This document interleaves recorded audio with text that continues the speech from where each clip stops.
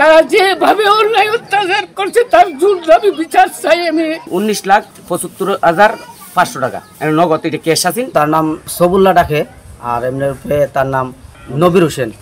তারপরে রজব মাস্টারের ছেলে। আমি চাঁদা না দেওয়ার কারণে তারা দাঁড়ানো অস্ত্র দিয়ে আমার ঘরে আঘাত করে এবং কি আমাদের মহিলাদের উপরও আঘাত করে।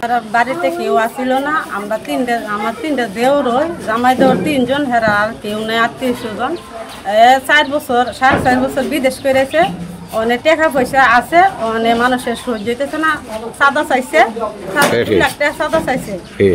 রজব ডাক্তার, সবুল্লাহ, তারপরে আজাদ হেরা চাইছে, মনির হেরা চাইছে, আমিরুল কামরুল হেরা চাইছে, পরে দিছে না দিকে লেগে আজকে বাড়িতে মানুষ নাই, আমরা মহিলা মানুষ একা আসলাম।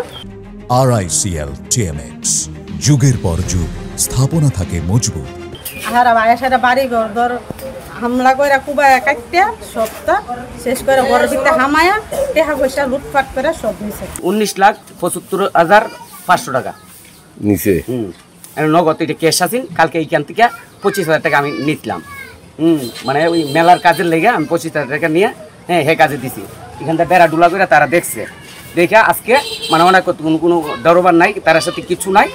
ওনার তোকায়া কুবায়া হামলা দিয়া টাকা পয়সা। তারা প্রোগ্রাম করছে, মিটিং করছে, মিটিংয়ে বলছে যে আজকে আমাদের বাড়ির খামলা দিব এবং টাকা গণার সময় তারা কয়েকজন মানুষ দেখছো। এটা আমি কর্তৃপক্ষের কাছে জোর দাবি যে আমরা এইখানে 3টা ভাই হই, তারা যেভাবে অন্যায় অত্যাচার করছে তার জোর দাবি বিচার চাই আমি।